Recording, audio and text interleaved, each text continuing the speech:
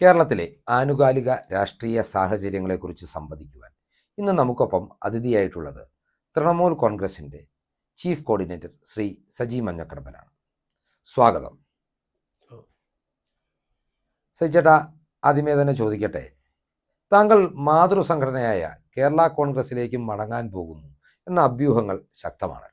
ഇതിനെക്കുറിച്ച് എന്താണ് പറയാനുള്ളത്? അത് വെറും കുപ്രചരണം മാത്രമാണ്. അത്തരത്തിലുള്ളൊരു ചിന്ത ഏതായാലും ഇപ്പോൾ എൻ്റെ മനസ്സിലില്ല. ഞാൻ കേരള കോൺഗ്രസിലൂടെയാണ് എൻ്റെ രാഷ്ട്രീയ പ്രവർത്തനം ആരംഭിച്ചത്. ഒരിക്കലും കേരള കോൺഗ്രസ് വിട്ടുപോകണമെന്ന് ആഗ്രഹിച്ച ഒരാളായിരുന്നില്ല. പക്ഷേ മാണി സാറിൻ്റെ മരണശേഷം ദൗർഭാഗ്യവശാൽ കേരള കോൺഗ്രസ് ഒരു വിഭാഗം, ജോസ് കെ മാണി വിഭാഗം ഇടതുപക്ഷ ജനാധിപത്യ മുന്നിലേക്ക് പോകും എന്ന് ബോധ്യപ്പെട്ടപ്പോൾ ഞാൻ UDF നിൽക്കുക എന്നുള്ള ആഗ്രഹത്തോടു കൂടി ഞാൻ കേരള കോൺഗ്രസ് ജോസഫ് വിഭാഗത്തിൽ PG ജോസഫ് സാറിനൊപ്പം ചേർന്നു. അദ്ദേഹം എന്നോട് പാർട്ടി ജില്ലാ പ്രസിഡന്റ് സ്ഥാനത്ത് എന്നെ ചുമതല തന്നു. ഞാൻ വളരെ ഭംഗിയായി ആ കാര്യങ്ങളൊക്കെ ഞാൻ മുന്നോട്ട് കൊണ്ടുപോയി. പക്ഷേ എല്ലാ ജില്ലകളിലും ജില്ലാ പ്രസിഡന്റുമാർ അതാത് ജില്ലകളിലെ കൺവീനർ അല്ലെങ്കിൽ ചെയർമാൻ UDF ആകുമ്പോൾ കോട്ടയം ജില്ലാ പ്രസിഡന്റായ എനിക്ക് മാത്രം അന്ന് ജില്ലാ ചെയർമാനാകാനുള്ള ഒരു വിലക്ക് അവിടെ ഉണ്ടായി. അതെന്താണ് എന്ന് എനിക്കറിയില്ല. മറ്റ് ജില്ലാ പ്രസിഡന്റുമാർ, ഇടുക്കി ജില്ലാ പ്രസിഡന്റ് അവിടെ കൺവീനർ, പത്തനംതിട്ട ജില്ലാ പ്രസിഡന്റ് പത്തനംതിട്ട ചെയർമാൻ, എറണാകുളം ജില്ലാ പ്രസിഡന്റ് എറണാകുളത്ത് കൺവീനർ ആയിരിക്കുമ്പോഴാണ് സജി മഞ്ഞക്കടമ്പനെ അന്ന് മാറ്റി നിർത്തിയത്. അപ്പോഴും ഞാൻ പടക്കമൊന്നുമില്ല, ഞാൻ ആ പാർട്ടിക്കൊപ്പം നിന്നു. അതിനുശേഷം നമ്മൾ കണ്ടു, അസംബ്ലി തിരഞ്ഞെടുപ്പ് വന്നപ്പോൾ കോട്ടയത്ത് കേരള കോൺഗ്രസ് ജോസഫ് വിഭാഗത്തിന് 3 സീറ്റാണ് ലഭിച്ചത്. ബഹുമാനായ PG ജോസഫ് സാർ അതിന് മുമ്പ് എന്നോട് പറഞ്ഞു നമുക്ക് 4 സീറ്റ് കിട്ടും, പൂഞ്ഞാറിൽ സജി മത്സരിക്കണമെന്ന് പറഞ്ഞു. ഞാനന്ന് ജോസഫ് സാറിൻ്റെ അടുത്ത് പറഞ്ഞു, സാറേ 4 സീറ്റ് നമുക്ക് കിട്ടാൻ സാധ്യതയില്ല. ജോസ് കെ മാണി UDF ഇട്ടപ്പോൾ നമുക്ക് 2 സീറ്റ് തരാനാണ് കോൺഗ്രസ് ആഗ്രഹിക്കുന്നത്. പക്ഷേ 3 സീറ്റ് വാങ്ങിച്ചെടുത്താൽ അത് മിടുക്കായിരിക്കുമെന്ന് അദ്ദേഹത്തോട് ഞാൻ MLA ഹോസ്റ്റലിൽ എന്നെ വിളിച്ച് പറഞ്ഞപ്പോൾ അദ്ദേഹത്തോട് ഞാൻ പറയുകയും ചെയ്തു. അപ്പോൾ ഒരു പൂഞ്ഞാറ് സീറ്റ്, അപ്പോൾ എന്നോട് അദ്ദേഹം പറഞ്ഞത് PC ജോർജിനെതിരെ മത്സരിക്കാൻ ആമ്പിറുള്ള ആരാ പിന്നെയുള്ളത്, മഞ്ഞക്കടമ്പല്ല ആരാളുള്ളത്, അതുകൊണ്ട് മഞ്ഞക്കടമ്പൻ പൂഞ്ഞാറ് മത്സരിക്കാം. ഞാൻ പറഞ്ഞു ഓക്കെ, അങ്ങനെ 4ാമതൊരു സീറ്റ് പൂഞ്ഞാറ് കിട്ടുകയാണെങ്കിൽ ഞാൻ മത്സരിക്കാൻ തയ്യാറാണെന്ന് അദ്ദേഹത്തെ അറിയിക്കുകയും ചെയ്തു. പക്ഷേ അതിനുശേഷം അസംബ്ലി തിരഞ്ഞെടുപ്പ് വന്നപ്പോൾ ഞങ്ങൾ കൊണ്ട് ചർച്ചയ്ക്ക് പോയ ബഹുമാനായ മോൻസ് ജോസഫാണ്. അദ്ദേഹം ചെന്ന് സജി മഞ്ഞക്കടമ്പന് വേണ്ടി PG ജോസഫ് സംവരണം ചെയ്ത പൂഞ്ഞാറ് സീറ്റ് ആദ്യമേ കോൺഗ്രസിന് കൊടുത്തു. സജി മഞ്ഞക്കടമ്പനെ അവിടെ ക്ലീനായി ഔട്ടാക്കി. അതിനുശേഷം കണ്ടു 3 സീറ്റുണ്ട്, മോൻസ് ജോസഫിനെ കടുത്തുരുത്തി. 2ാമത്തെ സീറ്റ് ഏറ്റുമാനുണ്ട്, 3ാമത് ചങ്ങനാശ്ശേരി ഉണ്ട്, എവിടെയും എന്നെ പരിഗണിക്കാം. അപ്പോൾ എന്നെ പരിഗണിക്കാതിരിക്കുന്നതിന് വേണ്ടി മറുപക്ഷത്തു നിന്ന് ജോസ് കെ മാണിക്കൊപ്പം തലയാഴ്ച വരെ നിന്ന പ്രിൻസ് ലൂക്കോസിനെ കൂട്ടിക്കൊണ്ടുവന്ന് ഏറ്റുമാനൊരു സീറ്റ് കൊടുക്കാമെന്ന ധാരണയിൽ കൂട്ടിക്കൊണ്ടുവന്ന് അവിടെയും എന്നെ ഒഴിവാക്കുന്ന സാഹചര്യം ഉണ്ടായി. അപ്പോൾ സ്വാഭാവികമായും എനിക്ക് ബുദ്ധിമുട്ടുണ്ടായി. ഞാൻ ഒന്നും പറഞ്ഞില്ല. എന്തായാലും പാർട്ടി വിട്ടു പോകാൻ ഞാൻ ആഗ്രഹിച്ചില്ല. അപ്പോൾ പിന്നെ ഞാൻ പറഞ്ഞു, എന്നോട് പറഞ്ഞു, അന്ന് നേതാക്കന്മാരൊക്കെ പറഞ്ഞു, ജോസഫ് സാറിൻ്റെ മകൻ അബു ജോൺ ജോസഫ് ഉൾപ്പെടെ വന്നു. ചില നേതാക്കന്മാരെ, സമുദായ നേതാക്കന്മാരെ കൊണ്ടൊക്കെ എന്നെ വിളിപ്പിച്ചു. UDF അധികാരത്തിൽ വരുമ്പോൾ ഏറ്റവും നല്ല കോർപ്പറേഷൻ സജിക്ക് തരും എന്ന് പറഞ്ഞു. ഞാൻ പറഞ്ഞു, എനിക്ക് കോർപ്പറേഷൻ എന്ന് പറഞ്ഞാൽ ചെയർമാൻഷിപ്പ്, ഡ്രൈവറും വണ്ടിയുള്ള ചെയർമാൻ അത് പിന്നെ മതി. ഇപ്പോൾ ഞാൻ ഞാനിരിക്കേണ്ട UDF ജില്ലാ ചെയർമാൻ സ്ഥാനം അതിങ്ങ് തിരിച്ചു തരാൻ പറഞ്ഞപ്പോൾ ജോസഫ് സാർ സന്തോഷപൂർവ്വം മോൻസിൽ നിന്നും ആ ജില്ലാ ചെയർമാൻ സ്ഥാനം എനിക്ക് തന്നു. ഞാനതുമായി വീണ്ടും പ്രവർത്തനം നടത്തിക്കൊണ്ടിരിക്കുന്ന സമയത്ത് നിങ്ങൾ കണ്ടു പാർലമെന്റ് തിരഞ്ഞെടുപ്പ് വന്നു. സ്വാഭാവികമായും ചാനലുകാർ എൻ്റെ അടുത്തൊന്നും ചോദിച്ചു, സജി മഞ്ഞക്കടമ്പ മത്സരിക്കാൻ താല്പര്യം പ്രകടിപ്പിച്ചിട്ടില്ലേ? ഞാൻ പറഞ്ഞുണ്ട്, എൻ്റെ ആഗ്രഹം ബഹുമാനപ്പെട്ട പാർട്ടി ചെയർമാൻ PG ജോസഫ് സാറിനെ അറിയിച്ചിട്ടുണ്ട്. അദ്ദേഹം എടുക്കുന്ന തീരുമാനപ്രകാരം എന്നോട് മത്സരിക്കാൻ പറഞ്ഞാൽ ഞാൻ മത്സരിക്കും, ഇല്ലെങ്കിൽ അദ്ദേഹം പ്രഖ്യാപിക്കുന്ന സ്ഥാനാർത്ഥിയോടൊപ്പം ഞാൻ ഉണ്ടാവുമെന്ന് മാത്രമാണ് ഞാൻ മാധ്യമങ്ങൾക്ക് മുമ്പിൽ പറഞ്ഞത്. എനിക്ക് അർഹതയുണ്ട്, യോഗ്യതയുണ്ട്. 2 തവണ ഇപ്പറഞ്ഞോട് മത്സരിക്കാൻ പറഞ്ഞ് മാറി നിൽക്കാൻ പറഞ്ഞതാണ്. അതുകൊണ്ട് ഇത്തവണ എനിക്ക് കിട്ടും എന്ന് ഞാൻ പ്രതീക്ഷിക്കുന്നു എന്ന് ഞാനങ്ങ് പറഞ്ഞു. പക്ഷേ എനിക്ക് മത്സരിക്കാൻ വേണ്ടി ആയിരുന്നില്ല, ഇതിനപ്പുറം ഞാനൊന്നും പറഞ്ഞില്ല. പക്ഷേ ഞാൻ ബഹുമാനപ്പെട്ട ജോസഫ് സാർ ഒരു കാര്യം മാത്രമേ പറഞ്ഞുള്ളൂ, സാറേ കഴിഞ്ഞ തവണ ജോസഫ് സാർ എന്നെ MLA ഹോസ്റ്റലിൽ വിളിച്ചു വരുത്തി എന്നോട് മത്സരിക്കാൻ ആവശ്യപ്പെട്ടതനുസരിച്ച് സീറ്റ് തരാൻ പറ്റിയില്ല. അതുകൊണ്ട് വരാൻ പോകുന്ന അസംബ്ലി തെരഞ്ഞെടുപ്പിൽ കോട്ടയം ജില്ലയിൽ ഒരു സീറ്റിലേക്ക് മത്സരിക്കുന്നതിന് വേണ്ടിയുള്ള ഒരു സാഹചര്യം ഒരുക്കണം. അത് പ്രിയപ്പെട്ട മോൻസ് ജോസഫ്, ജോയ് എബ്രാഹിം, സ്ഥാനാർത്ഥിയായി പ്രഖ്യാപിക്കുന്ന പ്രിയപ്പെട്ട ഫ്രാൻസിസ് ജോർജ്, ജോസഫ് സാറ്, ഇനി പറ്റുമെങ്കിൽ EJ ആഗ സാറും കൂടി ഇരിക്കട്ടെ, അല്ലെങ്കിൽ അബുയും കൂടി ഉള്ള ഒരു വേദിയിൽ അത്ര ഒന്ന് പറയണം എന്ന് മാത്രമേ ഞാൻ ഡിമാൻഡ് വെച്ചുള്ളൂ. അതും അംഗീകരിച്ചില്ല. എന്നോട് ഒന്നും പറയാതെ തന്നെ, ഒരു വാക്കും പറയാതെ സ്ഥാനാർത്ഥിയെ പ്രഖ്യാപിച്ചു. എങ്കിലും ഞാൻ പിണങ്ങിയില്ല. ഞാൻ സ്ഥാനാർത്ഥിക്കൊപ്പം, നിങ്ങളെല്ലാം കണ്ട ആദ്യകാലത്ത് ഏറ്റവും കൂടുതൽ സ്ഥാനാർത്ഥിയുമായിട്ട് സ്ഥാപനങ്ങൾ കൂടി കയറി നടന്നയാളാണ് ഞാൻ. അതിനുശേഷം അങ്ങനെ പ്രവർത്തനം മുന്നോട്ട് പോകുമ്പോൾ നിങ്ങൾ കണ്ടു ഇലക്ഷൻ കമ്മിറ്റി കൺവീനർ കോട്ടയത്ത് എടുക്കുന്നു. ഇലക്ഷൻ കമ്മിറ്റി കൺവീനർ ആരാ? കാലാകാലങ്ങളിൽ അവിടെ പാർട്ടിയുടെ DCC പ്രസിഡന്റ് ചെയർമാനും കേരള കോൺഗ്രസിൻ്റെ ജില്ലാ പ്രസിഡന്റ് കൺവീനറുമായിട്ടാണ് എല്ലാ കാലവും ഇലക്ഷൻ കമ്മിറ്റി എടുത്തിട്ടുള്ളത്. അപ്പോൾ ആ നിലയിൽ തന്നെ പോകുമെന്ന് വിചാരിച്ചപ്പോഴും അവിടെയും പ്രിയപ്പെട്ട ശ്രീ മോൻസ് ജോസഫ് പറഞ്ഞു അദ്ദേഹത്തിന് കൺവീനർ വേണം, കാരണം എന്താ, എന്നെ ഒഴിവാക്കി നിർത്തണം. അങ്ങനെ അദ്ദേഹം മത്സരം പിടിച്ചു, കൺവീനർ സ്ഥാനം എടുത്തു. ചെയർമാൻ സ്ഥാനം പ്രിയപ്പെട്ട തിരുവഞ്ചൂർ സാർ ആവശ്യപ്പെട്ടല്ല, അദ്ദേഹം വേണ്ട എന്ന് പറഞ്ഞിട്ടും അദ്ദേഹത്തെ കെട്ടിയേൽപ്പിച്ചു. അങ്ങനെ സജി മഞ്ഞക്കടമ്പൻ വെറും കേരള കോൺഗ്രസിൻ്റെ ജില്ലാ പ്രസിഡന്റായി തുടർന്നു. ഓക്കെ, ഞാൻ അതിനും എതിർത്തില്ല. അന്ന് ശ്രീ നാട്ടകം സുരേഷ് സത്യത്തിൽ അതിനെ ശക്തമായി എതിർത്തു. ഞാൻ അവസാനം നാട്ടകം നമുക്ക് എന്തിനാ മത്സരം പിടിക്കുന്നത്, അവർ കൺവീനർ ചെയർമാൻ ആകട്ടെ എന്ന് പറഞ്ഞ് നാട്ടകത്തെ കൂടെ ആ കൺവിൻസ് ചെയ്യിപ്പിച്ച ആൾ ഞാനാണ്. നാട്ടകത്തോട് ചോദിച്ചാൽ അദ്ദേഹം പറയും.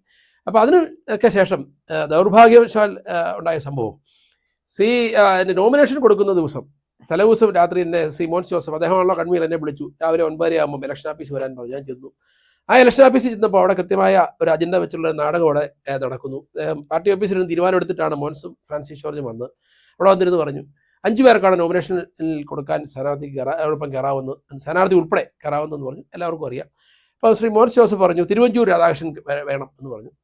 തിരുവഞ്ചൂർ സാർ പറഞ്ഞു ഞാൻ കയറുന്നില്ല, ഞങ്ങളുടെ പാർട്ടി DCC പ്രസിഡന്റ് കയറിയാൽ മതി എന്ന് പറഞ്ഞപ്പോൾ ഫ്രാൻസിസ് ജോർജ് കൂടി പറഞ്ഞു അയ്യോ വേണം, തിരുവഞ്ചൂർ സാർ വേണമെന്ന് നിർബന്ധം പറഞ്ഞപ്പോൾ ഞങ്ങൾ ആരും എതിർത്തില്ല. തിരുവഞ്ചൂർ സാറിനെ ഉൾപ്പെടുത്തി.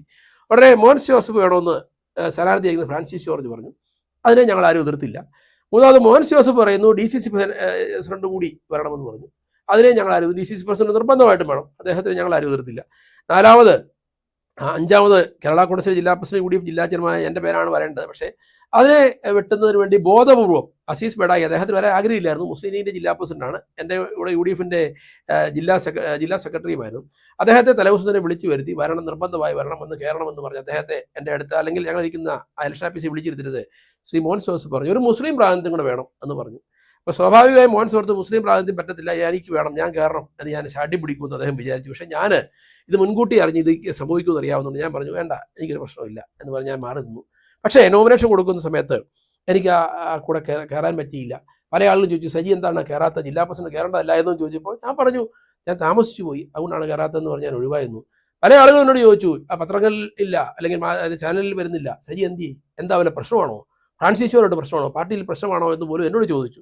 അപ്പോൾ അങ്ങനെ നമ്മളെ ബോധപൂർവ്വം ഒഴിവാക്കാൻ ശ്രമിച്ചപ്പോൾ എനിക്ക് തോന്നി ഇനി ഈ പണിയുമായിട്ട് മുന്നോട്ട് പോയിട്ട് കാര്യമില്ലാന്ന് തോന്നിയപ്പോൾ ഞാൻ അവിടെ വെച്ച് ഞാൻ അവസാനിപ്പിച്ചിറങ്ങി. എപ്പോഴും ഇറങ്ങിയെങ്കിലും ഞാനൊരു കേരള കോൺഗ്രസ് രൂപീകരിച്ചു. ആ കേരള കോൺഗ്രസ് NDAയുടെ ഭാഗമായി NDA നമ്മളെ സ്വാഗതം ചെയ്തു, താൽക്കാലികമായി പ്രവർത്തിച്ചു. പക്ഷേ അവിടെ നമുക്ക് പ്രവർത്തിക്കാനുള്ള സ്പേസ് ഉണ്ട് എന്നെനിക്ക് തോന്നാതെ നിൽക്കുന്ന സമയത്ത് ഇവിടെ പ്രിയപ്പെട്ട PV അൻവർ എന്നെ സമീപിച്ചു. അദ്ദേഹം മാത്രമല്ല കോൺഗ്രസിൻ്റെ പല നേതാക്കളോട് പറഞ്ഞു PV അൻവറുമായി ചേർന്ന് പ്രവർത്തിക്കണം, UDFിലേക്ക് കടന്നു വരണമെന്ന് എന്നോട് ആവശ്യപ്പെട്ടതിൻ്റെ അടിസ്ഥാനത്തിൽ ഞാൻ PV അൻവറുമായി ഒത്തുചേർന്ന് ഞങ്ങൾ പ്രവർത്തിച്ച് പോരുകയാണ്. അപ്പോൾ ഇപ്പോൾ നേരത്തെ സാഹചര്യത്തിൽ ഇവിടെ PV അൻവറുടെ പാർട്ടി തൃണമൂൽ കോൺഗ്രസിൻ്റെ ചീഫ് കോർഡിനേറ്ററായ ഞാൻ അദ്ദേഹം എടുക്കുന്ന രാഷ്ട്രീയ നിലപാടിനൊപ്പം ഉണ്ടാകുമെന്ന കാര്യത്തിൽ സംശയമില്ല. ഇപ്പോൾ ഈ തെരഞ്ഞെടുപ്പിൽ നമ്മൾ കണ്ടു അഭിചാരിതമായി അദ്ദേഹം മത്സരിക്കേണ്ടി വന്നു. അദ്ദേഹം 20,000 വോട്ടുകൾ പിടിച്ചു. അദ്ദേഹം പ്രധാനപ്പെട്ട ഒരു രാഷ്ട്രീയ പാർട്ടിയാണ് അദ്ദേഹത്തിൻ്റെ എന്ന് തെളിയിക്കപ്പെട്ടു. എന്നാലും അദ്ദേഹം രാഷ്ട്രീയ പരമാവസ്ഥന് പോകുമെന്ന് ഞാൻ വിശ്വസിക്കുന്നില്ല. അതുകൊണ്ട് ഞാൻ ഏതെങ്കിലും പാർട്ടിയിലേക്ക് ഇപ്പോൾ ചേരും എന്ന് നടക്കുന്ന പ്രചരണം അത് തെറ്റിദ്ധാരണാജനകമാണ്. ഒരു കാരണവശാലും അത്തരത്തിലേക്കോ തീരുമാനത്തിലേക്കോ ചിന്തയിലേക്കോ ഞാൻ കടന്നിട്ടില്ല. അത്തരത്തിലുള്ള വന്നിരിക്കുന്ന വാർത്തകൾ അടിസ്ഥാനരഹിതമാണെന്ന് മാത്രമേ എനിക്ക് പറയുള്ളൂ. ഒരു കാര്യം ചോദിക്കുന്നത്, ഇപ്പോൾ താങ്കൾ തീരെ ചെറിയ പ്രായത്തിൽ പഞ്ചായത്ത് മെമ്പറും പഞ്ചായത്ത് പ്രസിഡന്റും പിന്നീട് ബ്ലോക്ക് പഞ്ചായത്ത് പ്രസിഡന്റും ജില്ലാ പഞ്ചായത്ത് അംഗവുമെല്ലാമായ നേതാവാണ്. അല്പം കൂടി ക്ഷമ കാണിച്ചിരുന്നുവെങ്കിൽ താങ്കൾക്കുള്ള അവസരം 2021 നിയമസഭാ തെരഞ്ഞെടുപ്പിൽ UDFിൽ നിന്ന് ലഭിക്കില്ലായിരുന്നു.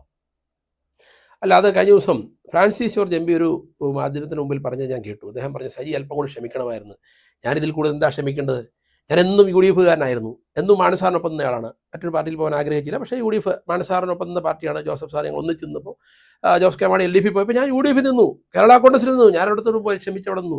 അങ്ങനെ നിന്നപ്പോൾ മാണിസാറിനോടൊപ്പം നിന്നപ്പോൾ എനിക്ക് പൂഞ്ഞാർ സീറ്റ് എന്ന് പറഞ്ഞ് മാണിസാർ ഇറക്കി വിട്ടു. അന്ന് എനിക്ക് തരാതെ പകരം ജോർജ് കുട്ടി അഗസ്തി മറുപാർട്ടിയിൽ നിന്ന് കൊടുത്തു. രണ്ടാമത് ഞാൻ പറഞ്ഞല്ലോ, ജോസഫ് സാർ തന്നെ എന്നെ വിളിച്ചു വരുത്തി എന്നോട് മത്സരിക്കണമെന്ന് പറഞ്ഞ് എന്നെ പ്രഖ്യാപിച്ചിട്ട് സമയത്ത് സീറ്റ് എനിക്ക് തരാതെ എന്നെ ഒഴിവാക്കി. ഇപ്പോഴും ഞാൻ പിണങ്ങിയില്ല. ഞാൻ പറഞ്ഞു മോശമായി പോയി എന്ന് പറഞ്ഞാൽ ഞാൻ പിണങ്ങിയില്ല. ഞാൻ അങ്ങനെ വളരെ ക്ഷമയോടുകൂടി നിന്നു. ഞാൻ പറഞ്ഞു UDF കൺവീനർ ചെയർമാൻ സ്ഥാനം ജില്ലാ ചെയർമാൻ കോട്ടയം ജില്ലയിൽ എനിക്ക് തന്നില്ല, അന്ന് ഞാൻ പിണങ്ങിയില്ല. പാർലമെന്റ് തെരഞ്ഞെടുപ്പിന് സമയത്ത് ഞാനൊരു ഡിമാൻഡ് വെച്ചു, അടുത്ത പ്രാവശ്യം മത്സരിക്കാൻ അവസരം നൽകണമെന്നതിനെ സംബന്ധിച്ചൊരു ധാരണ ഉണ്ടാവണം, അതുണ്ടായില്ല. എപ്പോഴും ഞാൻ അതെല്ലാം ക്ഷമിച്ചും സഹിച്ചും ഞാൻ നിന്നു. അവസാന നിമിഷമാണ് ഈ പറഞ്ഞ ആക്ഷേപം ഉണ്ടായപ്പോൾ ഞാൻ ഇറങ്ങി.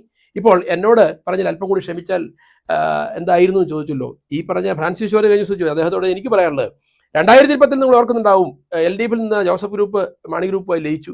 2016 എനിക്ക് 14 അങ്ങനെ നടന്ന അസംബ്ലി തെരഞ്ഞെടുപ്പിന് സമയത്ത് 15 നടന്ന അസംബ്ലി സമയത്ത് ഫ്രാൻസിസ് ജോർജ് അദ്ദേഹത്തിന് കോതമംഗലം സീറ്റ് കൊടുക്കാമെന്ന് പറഞ്ഞിട്ട് പോലും അത് ഉപേക്ഷിച്ച് അദ്ദേഹം പോയി ജനാധിപത്യ കേരള കോൺഗ്രസ് ഉണ്ടാക്കി LDF പോയി മത്സരിച്ച ആളാണ്. എന്നോട് ചോദിച്ച് അല്പം കൂടി ക്ഷമിക്കാൻ വരായിരുന്നു. പക്ഷേ എനിക്ക് തിരിച്ച് അദ്ദേഹത്തോട് പറയാനുള്ളത്, അദ്ദേഹം ഒരു മത്സരിക്കുന്ന സ്ഥാനാർത്ഥി എന്ന നിലയിൽ ജില്ലാ പ്രസിഡന്റിനെ കൂടി ചേർത്ത് പിടിക്കാൻ, ജില്ലാ പ്രസിഡന്റിനെ അപമാനിക്കുമ്പോൾ അത് പാടില്ല എന്ന് പറയാനുള്ള ഒരു കരുത്ത് അദ്ദേഹത്തിന് ഉണ്ടാകണമായിരുന്നു. അതുണ്ടാവാത്തതാണ് പ്രശ്നമായിരിക്കുന്നത്. ഞാൻ ഏതായാലും ഈ പറഞ്ഞ ആഴ്ചയിൽ പാർട്ടി മാറാൻ ആഗ്രഹിച്ച ആളല്ല. പക്ഷേ സാഹചര്യത്തിൻ്റെ സമ്മർദ്ദത്താൽ 2 പ്രാവശ്യം ഇപ്പോൾ പാർട്ടി മാറേണ്ടി വന്നു. എനിക്ക് അതിനകത്ത് ഞാൻ പറഞ്ഞു ഞാൻ അങ്ങനെ ആഗ്രഹിച്ചതല്ല. എന്നും ഒരു കേരള കോൺഗ്രസ്സുകാരനായിരിക്കണമെന്ന് ആയിരുന്നു എൻ്റെ വിചാരം. പക്ഷെ ഇപ്പോൾ അത് സാധിച്ചിട്ടില്ല. എന്നാൽ ഇപ്പോൾ നിലവിൽ ഞാൻ ഈ പാർട്ടിയുമായി ഈ പാർട്ടിയിൽ ശ്രീ PV അൻവറിനൊപ്പം അടിയുറച്ചു നിൽക്കും. അദ്ദേഹം ഉയർത്തിപ്പിടിച്ച ആശയങ്ങൾ അത് കേരളത്തിൽ ചർച്ച ആയിട്ടുണ്ട്, യാതൊരു സംശയവുമില്ല. മലയോര മേഖലയുടെ വിഷയം ഇവിടെ ആരും പറയുന്നില്ല. ഇവിടെ ഇടതുപക്ഷ സർക്കാരിന്റെ ജനദ്രോഹ ദുർഭരണത്തിന് ഇവിടെ കേരളത്തിലെ പ്രതിപക്ഷം പോലും പറയുന്നതിനേക്കാൾ കൂടുതൽ ശക്തമായി കരുത്തോടുകൂടി അക്കമിട്ട് പറയാൻ ശ്രീ PV അൻവറാണ് സാധിച്ചിരിക്കുന്നത്. അതുകൊണ്ട് തന്നെയാണ് അദ്ദേഹത്തെ ജനങ്ങൾ അംഗീകരിക്കുന്നത്. അദ്ദേഹത്തിന്റെ പറഞ്ഞ ആശയങ്ങൾ കേരളത്തിൽ ചർച്ചയാകപ്പെടും. അതിനുവേണ്ടി ഞങ്ങൾ വരും ദിവസങ്ങളിൽ ഞങ്ങളുടെ പാർട്ടിയുടെ ജില്ലാ കമ്മിറ്റികൾ ശക്തിപ്പെടുത്തിക്കൊണ്ട് അല്ലെങ്കിൽ ജില്ലാ കൺവെൻഷനുകൾ നടത്തും. അതിനുശേഷം സംസ്ഥാനത്തെ പാർട്ടിയെ ശക്തിപ്പെടുത്തിക്കൊണ്ട് ഞങ്ങൾ ഇവിടുത്തെ ജനകീയ വിഷയങ്ങൾ ഏറ്റെടുത്തുകൊണ്ട് ഒരു പാർട്ടിയായി ഇവിടെ മുന്നോട്ട് പോകും, യാതൊരു സംശയവുമില്ല. ഞങ്ങൾക്ക് തികഞ്ഞ ആത്മവിശ്വാസമാണ്. ശ്രീ PV അൻവർ 20,000-ലധികം വോട്ട് പിടിച്ചപ്പോൾ അദ്ദേഹത്തിനോടൊപ്പം ജനങ്ങളുണ്ട്. അദ്ദേഹത്തെ ജനങ്ങൾ സ്വാഗതം ചെയ്യുന്നു എന്ന് മനസ്സിലായിട്ടുണ്ട്. ഇന്ന് പറഞ്ഞില്ല, UDF-ന്റെ നേതാക്കന്മാർക്കും ഇന്ന് LDF-ന്റെ MP ഗോവിന്ദൻ പോലും എന്ന് പറഞ്ഞു അൻവറിനെ തിരിച്ചറിയാൻ പറ്റിയില്ല, അൻവറിന് ഇത്രയേറെ സ്വാധീനമുണ്ടോ എന്ന് മനസ്സിലാക്കാൻ പറ്റിയില്ല, അൻവർ ഇത്രയേറെ വോട്ട് പിടിക്കുമെന്ന് മനസ്സിലാക്കാൻ പറ്റിയില്ലെന്ന് ഇടതുപക്ഷവും പറഞ്ഞു, UDF-ന്റെ നേതാക്കളും പറഞ്ഞു. അപ്പോൾ അൻവർ ഫാക്ടർ ഇവിടെ ഉണ്ട്, കേരളത്തിലുണ്ട്. അൻവർ കേരളത്തിലെ പ്രധാനപ്പെട്ട ഒരു രാഷ്ട്രീയ നേതാവായി മുഖ്യധാര രാഷ്ട്രീയത്തിൽ ഉണ്ടാവും എന്ന് കരുതുന്നു. ആ കൂടെ ഞാനും ഉണ്ടാവുമെന്ന് മാത്രമേ എനിക്ക് സൂചിപ്പിക്കാറുള്ളൂ. ഈ അൻവർ ഫാക്ടറിനെ കുറിച്ച് പറയുമ്പോൾ നിലമ്പൂരിൽ PV അൻവർ നേടിയത് 20,000-ഓളം വോട്ടുകളാണ്.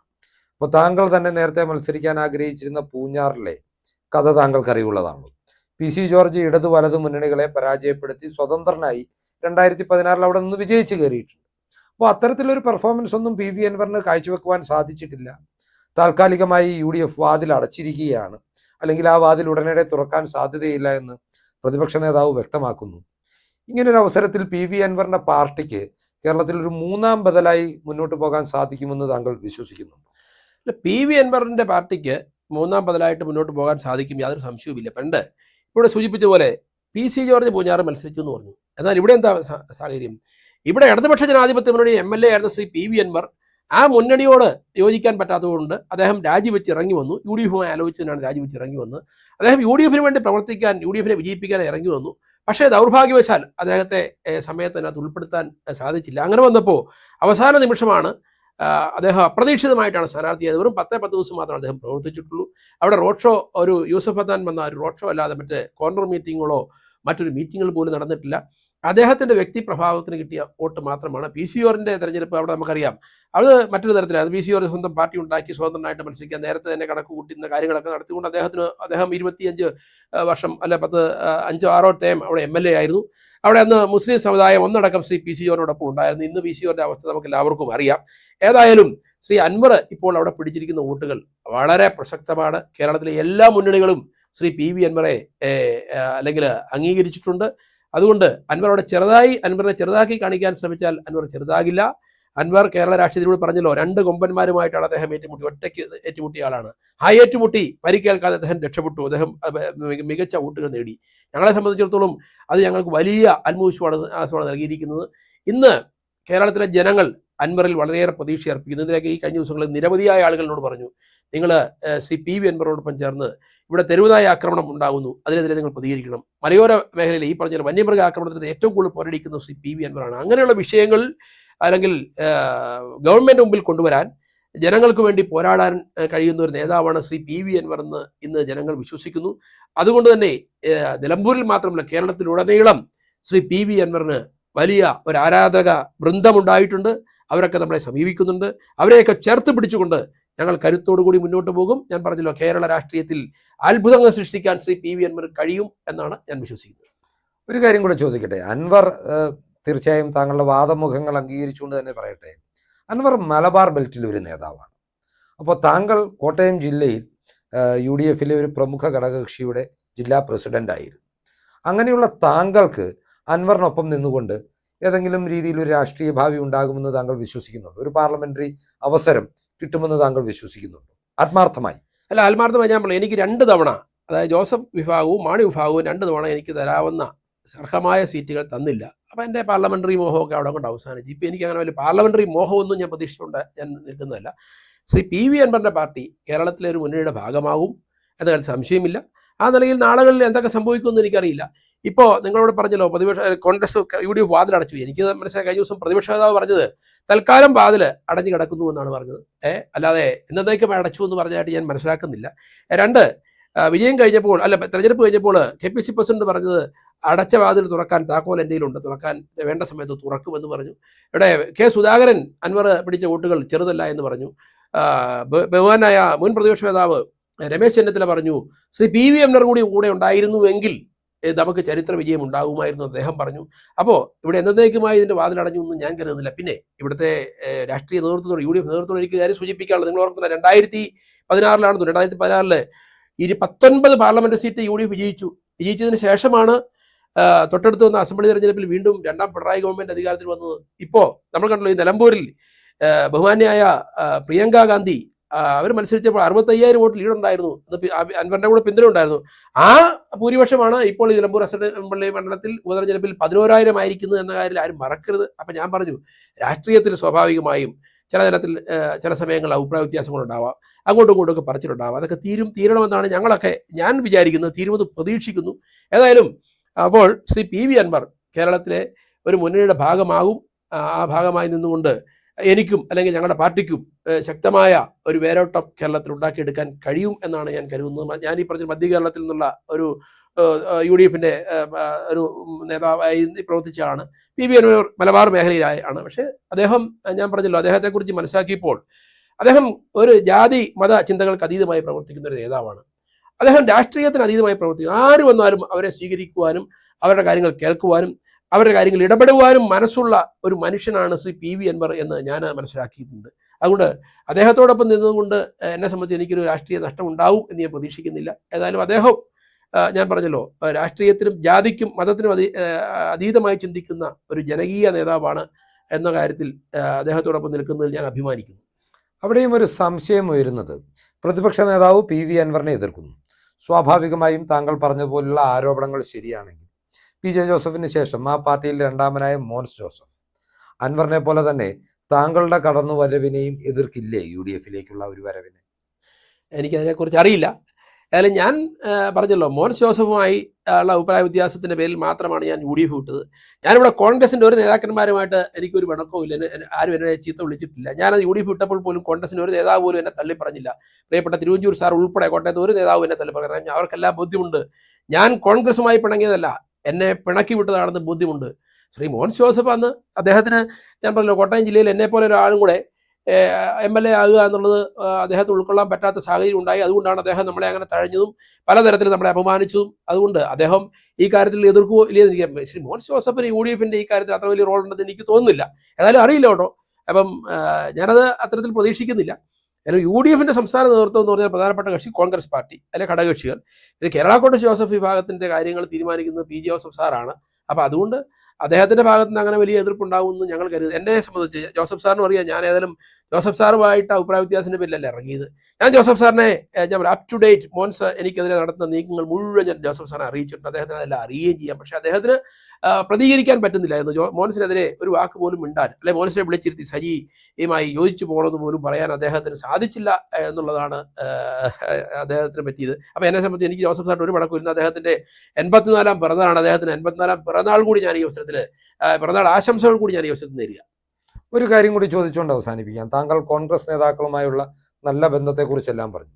അപ്പോൾ BJP പാളയത്തിലേക്ക് പോകുന്നതിന് പകരം താങ്കൾ ഒരു ഘട്ടത്തിൽ പോലും കോൺഗ്രസിൽ ചേരുന്നതിനെക്കുറിച്ചോ അതിൻ്റെ ഭാഗമായി പ്രവർത്തിക്കുന്നതിനെക്കുറിച്ചോ ആലോചിച്ചതായി കേട്ടിട്ടില്ല. എന്തുകൊണ്ടാണ് അങ്ങനെ ഒരു ചിന്ത പോകാതിരുന്നത്? ഞാനൊരിക്കലും BJPയിൽ ചേർന്നില്ലല്ലോ. ഞാനൊരു പാർട്ടി ഉണ്ടാക്കി എന്നെ NDAയുടെ ഘടകകക്ഷിയായി താൽക്കാലികമായി പ്രവർത്തിച്ചു. എന്നെ കോൺഗ്രസിൽ ചേരുന്നതിന് വേണ്ടി ബഹുമാന തിരുവഞ്ചൂർ സാർ ഉൾപ്പെടെ പല നേതാക്കന്മാരും എന്നോട് ആവശ്യപ്പെട്ടാണ്. ഞാൻ സ്വാഭാവികമായിട്ടും, എനിക്ക് കോൺഗ്രസിനോട് വിരോധം ഉണ്ടായിട്ടില്ല.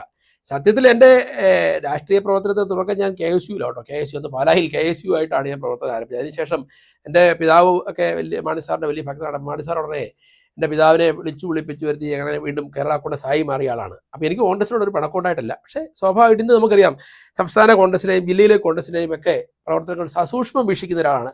അപ്പോൾ ഒരാൾ എന്നെപ്പോലെ ഒരാളുടെ അതിനകത്ത് വന്നാൽ അവിടെ എന്താ സംഭവിക്കുന്നതെന്ന് എനിക്ക് നല്ല കൃത്യമായ ബോധ്യമുള്ളതുകൊണ്ടാണ് ഞാൻ അത്ര ഒരു സാഹസത്തിന് മുതിരാത്തതെന്ന് മാത്രമേ ഉള്ളൂ. എനിക്ക് കോൺഗ്രസുമായി ഒരു പരിഭവ പിണക്കവും ഇല്ല. അവസാനമായി ഒറ്റ ചോദ്യം, താങ്കൾ ഏറ്റവും ഇഷ്ടപ്പെടുന്ന രാഷ്ട്രീയ നേതാവാരാണ്?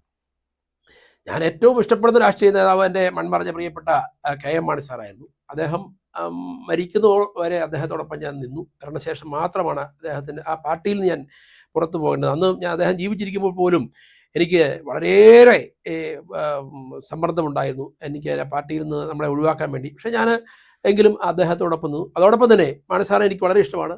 ഉമ്മൻചാണ്ടി സാറിനെ അതിലേറെ ഇഷ്ടമാണ്. പ്രിയപ്പെട്ട ജോസഫ് സാറ്, അദ്ദേഹത്തെ ഞാൻ ബഹുമാനിക്കുന്നു. ഞാൻ പറഞ്ഞില്ല, എന്നെ രാഷ്ട്രീയത്തിൽ ചെറിയ പ്രായത്തിൽ തന്നെ ഗ്രാമപഞ്ചായത്ത് പ്രസിഡന്റ് ആവാൻ എനിക്ക് അവസരം തന്നു. ബ്ലോക്ക് പഞ്ചായത്ത് പ്രസിഡന്റ് ആവാൻ മാണി സാർ അവസരം തന്നു. അപ്പോൾ മാണി സാറിനെ എൻ്റെ മനസ്സിൽ നിന്ന് എനിക്ക് ഒരിക്കലും ഞാൻ കളയാൻ പറ്റത്തില്ല, കളയില്ല. മാണി സാർ എൻ്റെ രാഷ്ട്രീയ ഗുരുനാഥനാണ്. അദ്ദേഹമാണ് എൻ്റെ ഏറ്റവും പ്രിയപ്പെട്ട നേതാവ്. അപ്പോൾ നന്ദി ശ്രീ മഞ്ഞക്കടമ്പൻ. താങ്കളുടെ പ്രത്യാശകൾ ഫലവത്താവട്ടെ എന്ന് ആശംസിക്കുന്നു.